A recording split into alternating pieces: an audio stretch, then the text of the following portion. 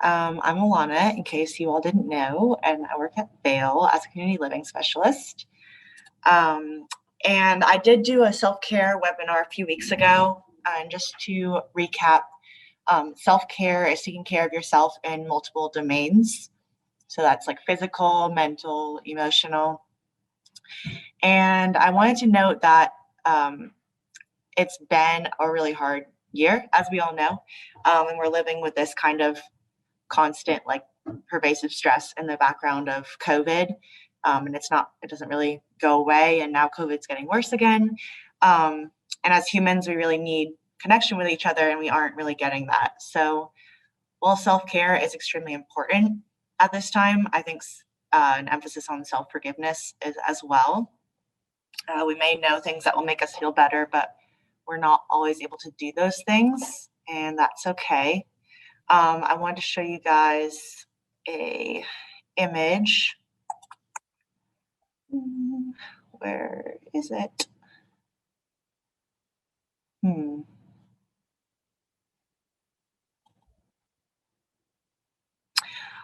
Okay. Well, basically, if you all know Maslow's hierarchy of needs, I had posted this, but at the bottom is physiological needs. So that's like safety and belonging. Then there's safety needs.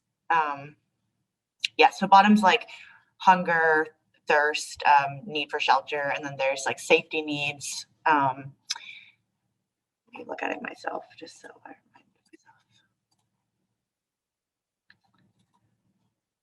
Yeah. Let me see if I can show you guys this. Sorry. There we go.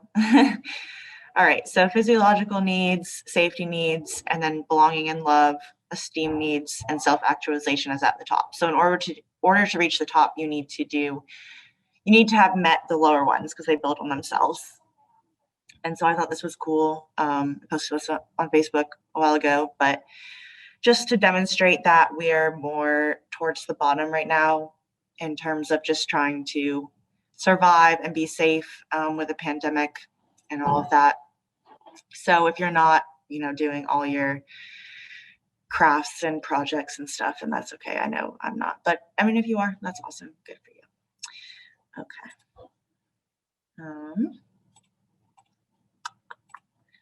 Okay. So today I want to talk about an aspect of self-care, which is emotion regulation. And I just did a training on this led by Julie Brown.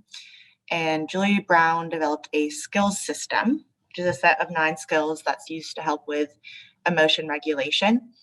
And this is based off of DBT, dialectical behavioral therapy, which, if you all don't know what it is, it's a form of therapy that was originally developed for people with borderline personality disorder to assist with emotion regulation. Some people with borderline personality disorder are like suicidal, so it was for that. But then Julie Brown adapted it kind of to make it more fit the IDDD population, intellectual and developmental disabilities. So I wanted to talk about that today because I thought it was pretty cool. And if it's a little confusing, I apologize. It's kind of a lot of information at once, but the levels kind of build on themselves, and it's okay if you don't get all the details of it. It's more just like a framework that I found interesting. So if you get the basic framework, that's cool. So an important part of the system is that the skills are paired with your level of emotion. So it's important to note that all emotions are okay, but sometimes people's emotions can get really intense really quickly, and they can last for long periods of time and can be harmful in the wrong context. So I wanted to show you guys some visuals of this. If I can find.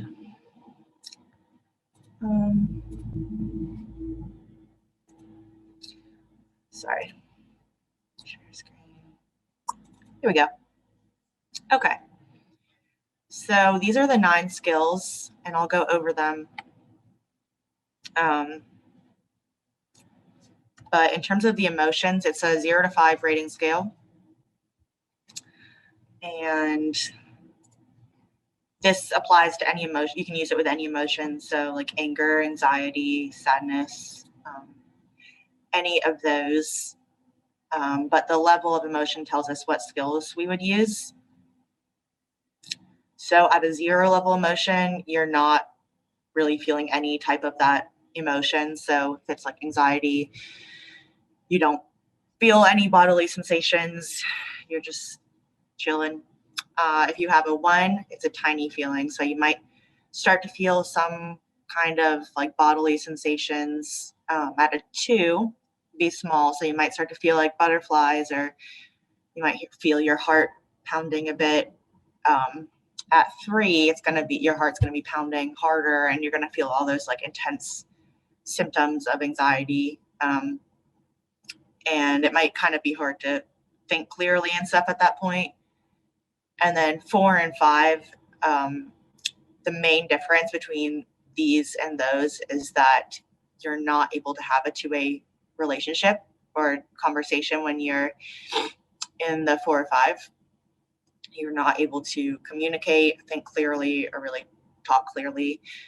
And the difference between 4 and 5 is that the 5, there's destruction of or harm to yourself, others, or property. Yeah, so that's, oops. So that's the 5 rating scale. Okay, and then in terms of pairing those with the skills, there are certain skills that you can use anytime, any emotion, any level, that are really useful. So it's the first 5, and I'll go over all of them. And then there are some that you only use when you're at a level 0 to 3. So that's when you can still talk to other people in a understand effective way. So what was I going to say? Yeah. Basically, the calm only skills are a little more complex and require executive functioning. And as we probably know, when someone gets really, really heightened in their emotions, it's hard to think clearly and process new information. So one of the models that I thought was kind of interesting that Svetlana probably remembers, because we did a trauma training, was the hand model. So if you think of your hand as like a brain, this would be like your brain stem, your limbic system, and your prefrontal cortex. And this is responsible for like executive functioning, so processing, learning new information. And so when someone gets really upset really quickly, they flip their lid, quote unquote. So they don't have this. And if they're in their brainstem, they need safety. And if they're in their limbic system, they need connection. So it's important to remember when someone's in that heightened emotion, you can't really reason with them or administer consequences in the same way. And there should be consequences, but it's after they've come back down to a 0 to 3 where they can have a two-way straight relationship. And then another concept in terms of, I know that this is kind of small, but pairing the skills with the feelings is that I'm trying to like zoom and scroll. Well, anyways, here we go. At each level, you want to use one more skill than the level you're at. So if you're at a 0, you can use at least 1. 2, you use at least 3. 3, you use at least 4. And then when you get up to, so basically the higher your emotion is, the more skills you want to use. And remember, the first 5 are the ones that you can use here in either of these. And so like for 5, when you need to use 6 skills, you can use 2 of this one, new activity, which I'll show you. Okay, so going through the skills, and these kind of build on each other, which is cool. So this is a skill that you can do at any time. It's the first one that you should kind of think about doing, because they kind of go along a track and build on each other. So the first one is clear picture. And clear picture is basically practicing mindfulness. So you're noticing in the moment different things. So you want to notice how your breath is, how it feels coming in and out. Is it shallow? Is it deep? It's not about changing your breath. It's just about noticing it. And then you notice your surroundings. So like, where am I? What can I hear, see, smell? Do a body check. So check in with, kind of do a body scan and see, like, am I holding any tension? Do I have pain anywhere? Things like that. It's just like non-judgmental observation. And then you want to see what level of emotion you're at. So like if you want to notice just like what kind of emotions you're feeling, and you can obviously feel more than one at once. So you might say like, I feel like I'm at a level 2 stress right now, but I'm at a 1 happy. I don't know, something like that. And then you want to notice thoughts going through your mind. And there's a lot of metaphors for this, but basically there's some thoughts that just pop into your head automatically, and there's others that you kind of generate, and thinking about the thoughts as a river or buses. You don't have to get off on every one. There are different metaphors for that, but thinking about the thoughts just kind of like flowing through, not getting too stuck on one. And then noticing your urges. So is there anything like you feel like you want to do right now? So that's clear picture. And I'm sorry for this zooming in, zooming out stuff. Okay, so the next one is on track thinking. So you want, once you notice your urges in clear picture, you have a clear picture of what's going on internally and externally. You want to think about your urge and stop and check it. And this is kind of in relation to meeting your goals. All the skills are, so there's short-term and long-term goals. But if my goal is to be healthy and I have the urge to eat a candy bar, I want to say, is this on track with my goal, or is it off track? And if it's on track, give it a thumbs up. If it's off track, no, or thumbs down. And it's okay to be off track, because people get off track all the time. It's just, you just bring yourself back on. So if it's not helpful, then you turn it around and you can think, well, Alana, you really want to be healthy, and I don't really think this meets your goals. So, I'll just talk to myself and tell myself that. And then if it's helpful, either way, when you get back on track, you cheer yourself on. So you say like, yay, good job. I'm doing it. I'm using my skills. I can deal with this. And then you make a skills plan in terms of what skills you can use right now, depending on what your level of feeling is. And you've already rated your level of feeling in clear picture. And those can also change frequently too, but it's just in the current moment. Okay, so clear picture, on track thinking. Then you want to go to on track action. So it's taking a first step towards your goal. So what can you do to go towards the goal of being healthy? So you can not eat the candy bar. That's the first step, or put something healthy in your cart. You can do the opposite of your urge, opposite action. And I did want to mention, because I talked about opposite action in self-care before, about doing the opposite of what your urge is. And it's important to note that that's if the feeling doesn't match or doesn't fit the situation. So there are some situations where it's like normal to feel sad or scared and things like that, but it's when the emotion is disproportionate to the situation. So the urge is to eat ice cream, and then an on-track action would be the opposite of that, to eat something healthy. All right, and then you make a plan. What will help you reach that goal? So we all know, like eating healthy, working out, sleeping. And then if you've done everything you can, you might need to accept the situation and readjust your goals. So sometimes you do just have to accept something, even if you don't like the current circumstances.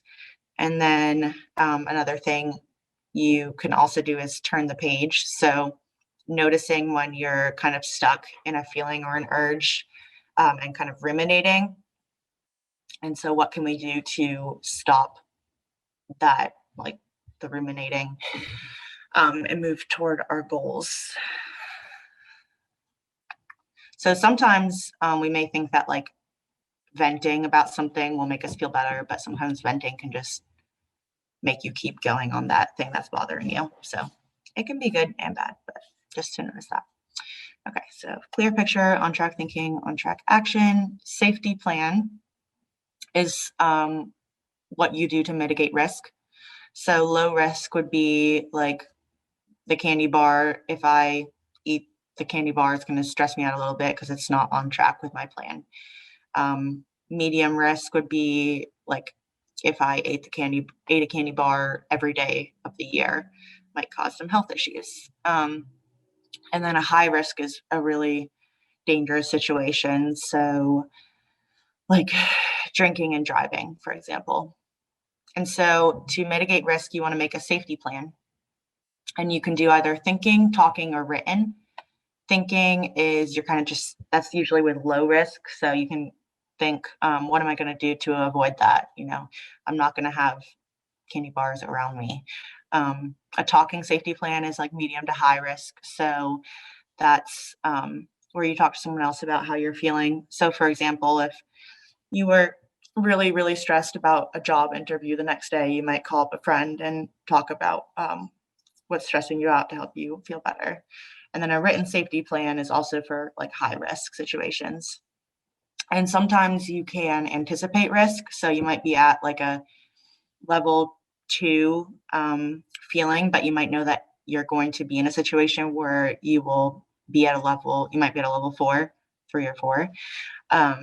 So you want to make a plan for what you're going to do in that circumstance.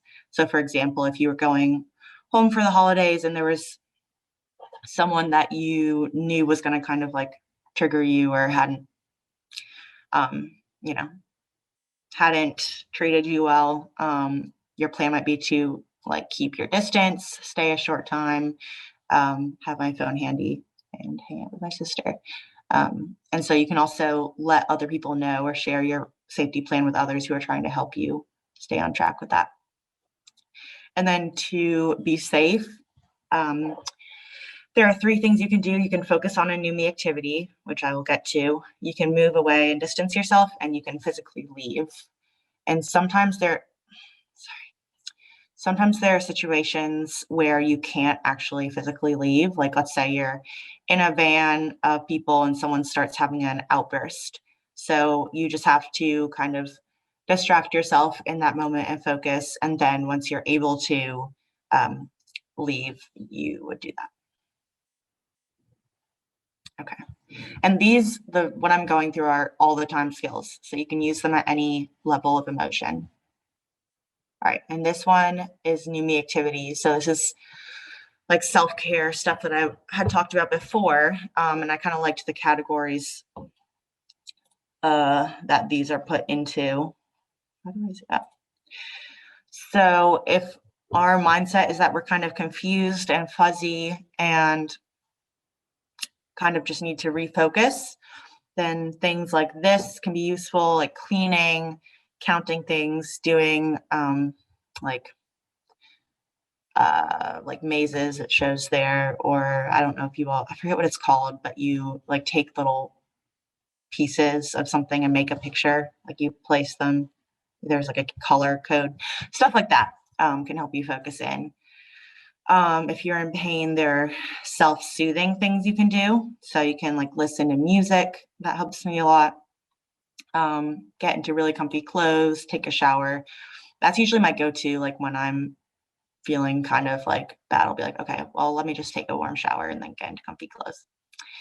Um, Distraction, if you really don't want to feel like what you're feeling at that time, you can distract your mind and your body. So your body would be like stretching or like walking and exercising. And it's important to note that you don't have to be good at the activity to do it. So you don't have to be athletic to still be distracted by exercising. Or if you want to distract your body in other ways, you could have a really strong sensation in your mouth, like spicy food or something really sour. Or you can have different sensations like cold on your body. And then fun activities, usually when you're in like a good mood, because it's important to celebrate when you're feeling well too, and not just focus on the others, but to bring fun and joy, you can do things that make you happy either by yourself or with other people. Okay, so I'm going to go through those just like really briefly again. Those are all the time skills. So clear picture, you get an image of what's going on as it is in the moment. On track thinking, you either get back on track with your thinking or, have thoughts that get you towards your goals, cheer yourself on. On track action, taking actions towards your goals, developing a safety plan to help avoid risky situations or to make them better. And then new me activities to also make yourself feel better. Okay. So there's only 3 more, but these are skills that you use when you're at a 0 to 3, when you can think more clearly. So problem solving, you think about what is in the way to me reaching my goal. So, and how big is that problem? If it's small, usually you can just do a quick fix. If it's medium or large, you might want to brainstorm possible solutions to resolve that issue. And then make a backup plan or a plan and then a backup plan. So like, for example, I'm trying to think. If I was always, if I was missing a lot of work, I might try to see like what's in the way of that. And maybe it's just that I'm like not waking up on time. So I might want to get a better alarm clock that will definitely wake me up. Okay. Expressing myself can make you feel better, and it's important to let other people know what your wants and needs are. So you can express your thoughts, needs, feelings, likes and dislikes, hopes and wishes. And there are different ways to express yourself. So you can express yourself through art, through body language, through talking with someone in person, written communication, and that can take the form of text, email, a letter, social media. And then when should you express yourself? So you only want to express yourself when you're at like a low level, not at a 4 or 5. And after you do the skills 1, 2, 3 of getting a clear picture, on track thinking, on track action, and then you can express yourself. And thinking about too that when you're having an interaction with someone else, you might know your rating of emotion, but it's important to think about the other person's as well. So if one of the two is at a 4 or 5, then it's not going to be a very productive conversation. Okay. And it's important to think about with expressing yourself that it can actually increase arousal or your level of feelings. So if you're at like a 3, you might want to wait till you're at like a 1 or a 2 or 0, because it will probably bring you up a little bit. Okay. Getting it right helps you reach your goals as well. So there are things to think about with that. You want to be in the right mind. So again, doing your initial skills of seeing the situation as it is, thinking about what your thoughts are, what actions you will need to do to reach your goals, and then making sure that you are in your wise mind. So that's when you're really trusting your intuition and you're kind of at the interconnection of logical and emotional mind. So kind of in between those two is a wise mind, when you're able to think and speak clearly and you want to talk to the right person. So thinking about the person who has power. So for example, it says here, if you want to change your medications, you would probably talk to your doctor. And you might have to schedule a time to talk to that person. And you want to think about the right time and place. If you're trying to talk to someone and they're really stressed and busy at that moment, it might not be the best moment. You might end up increasing their stress and not be able to get what you want. And then thinking about your tone as well. You don't want your tone to be too aggressive, or it says wimpy, or just unpleasant, I guess. So just think about the way you're communicating. And also they give the acronyms of SEALs here as a recommendation for talking to people. So starting out with sugar, which is the S, so making sure that you're being really polite and respectful. E is explaining the situation leading up to what you want, and then you ask for what you want, and then you have to listen to what the other person says. And if they're not really saying what you want them to say, making sure that you breathe and get a clear picture of the situation, are able to kind of readjust in that way. And if not, then having the conversation again at a different time. And then seal the deal is just like setting the details. So like time, place, just things like that. And then the last skill is relationship care. So thinking about on-track relationships. The whole thing is kind of a metaphor of like a railway, and you're going along the tracks. And so thinking about relationships with yourself and with others. So do you have a good relationship, an on-track relationship with yourself? That's something to think about first. So like, how are you talking to yourself? Do you know yourself well? And things like that, and trying to see if you're lacking in any of those areas, what can you do to move towards that goal, or enlist other people for support to help you reach that goal. And then in terms of relationships with other people, you want to have a respectful relationship and be aware of others, be accepting, and to trust other people to build that on-track relationship. And so sometimes you may want to change the relationship. So you might want to be closer in your relationship. So you might want to increase like calling them and hanging out, and doing nice things for them. And then sometimes you want to get further away in a relationship. So if you're around someone who makes you feel bad all the time, for example, you might want to distance yourself. And one-way versus two-way relationships. Two-way is both people are interacting, communicating, talking. One-way is like one person's communicating, talking, the other isn't really listening. So if you want to have distance in the relationship, it's important to think about boundaries, and kind of have a plan for what you're going to do, like maybe limit your interactions with them and keep the interactions very short if you have to interact with them, things like that. And then if you want an off-track relationship to be closer, it's a good idea to find middle ground, and seeing their perspective as well and communicating about that. And then if you mess up, it's important to take responsibility for that. Admit that you made a mistake, apologize, and commit to change, and take an on-track action to get that relationship back on track. Okay.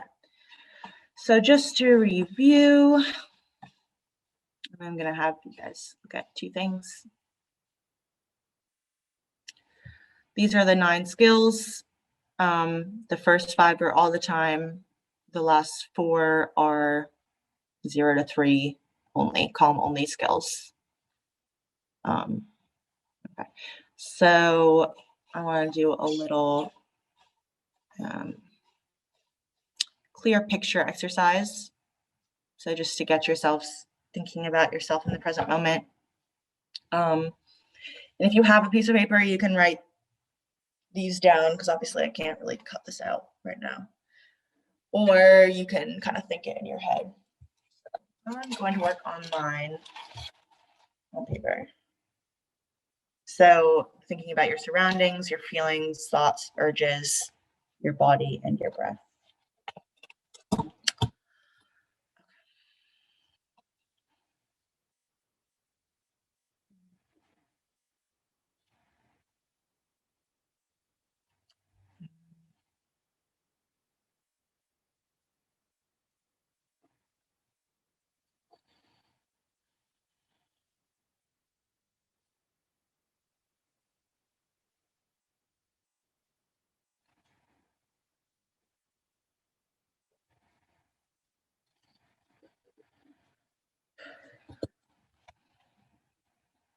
Okay.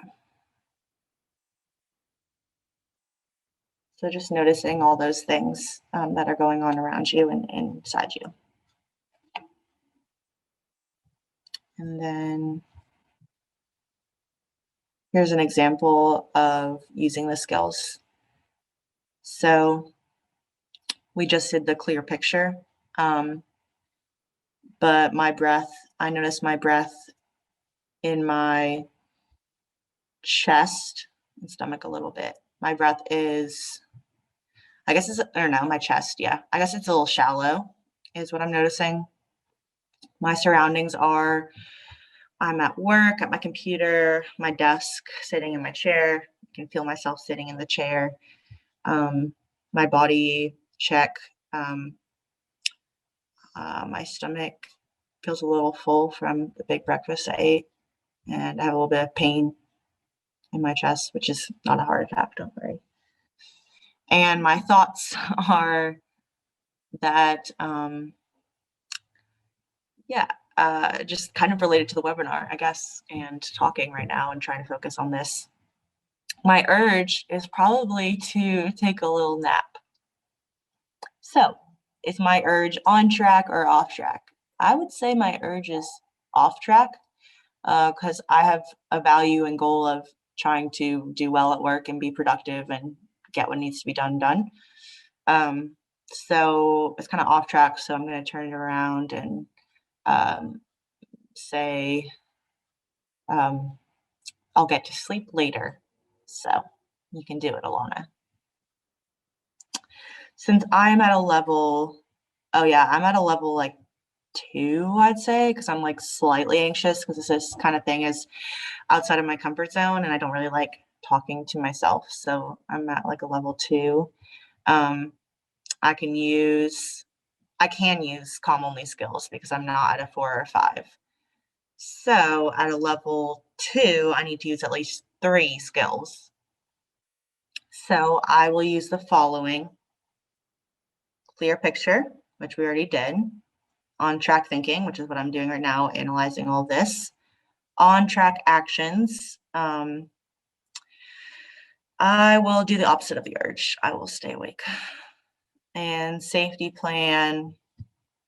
My risk level is pretty low right now. It's just like slight stress.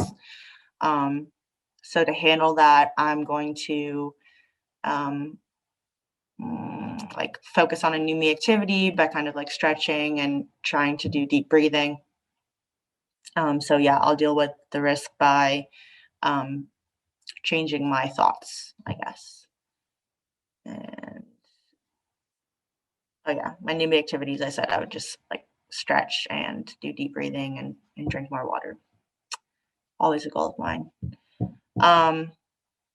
So calm only skills, check to use now, or put an L if you'll do it later. I think I'm going to do it later for problem solving in terms of like my own personal goals. I'm just the ones that aren't work related, I guess. I don't really need to express myself or, well, I mean, we're always kind of doing relationship care, and there's different kinds of relationships. There's like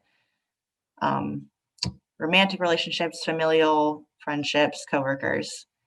So there's different, yeah, you all know that.